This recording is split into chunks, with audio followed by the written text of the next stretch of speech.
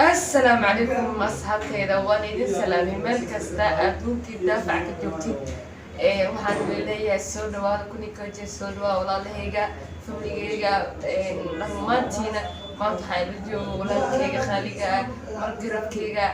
catoosh walaalkayga maxaa leedahay youtube-kayga ku casimatay maanta caadi ma wayna waaleysaa asxaabta dhammaantii waa idiin salaamaan meel walbaad joogtaan waqti walbo idiin tahay waa cano wanaagsanaa idiin leenahay haddii halkaa ku cusub tahay subscribe u saar like u saar u share garay saaxiibo badan u gaarsii caawa faraxsanaa inaan habeenkii ugu horeysa halkaan ay iga daawanaysaan walaashayga qaaliga ah sanayn beejkeeda ugu soo yaaca asxaabta dhammaantiin hala kala kiciyo waa youtube kugu shidnay wax kalena yaa laga dhigin asxaabta maxaa leedahay asxaabta soo jafaya marka walaalahayga waxaan idin leeyahay dhiirigelinta cayl naga daayo caadi waaye asxaabta saan waawis madaxa marka waxaa la rabaa in loo kala kiciyo qoftaan caadi maa dhammaantiin horinkii wax yar ay yihiin asxaabta 2000 halaga ka badan waxay dhahday asxaabta inaa wax soo dhigay dhaadama idaawada taas waa qalad hala kala kiciyo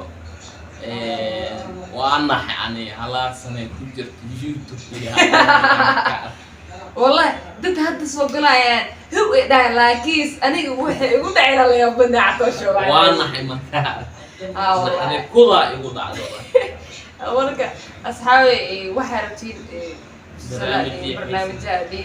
kaftanka waxa rabtiin soo sittiin ay burnin caawi marka yaa leeyahay ciiween qoftaan caawa 2000 hala gaarsiiya aad waa idin jecelnahay madaxa ay saaratay inta jecel oo dhan subscribe haloo saaro like haloo saaro haloo share gareeyo madaxda qaranka halka fadhiso mustaqbalka madaxweynaha soo socda ani waa la ilaha illa allah maanta marka dad la cilmaayo dadka dhan anaga naguma cilcili kartaan hala kala kiciyo walaashin talisnayni markaan furo labada kee caawa insha Allah waa gaarsiin riyadii ana marka khasas dariyada muhurmo laba kee ma 10 kee ku gaarsiinaa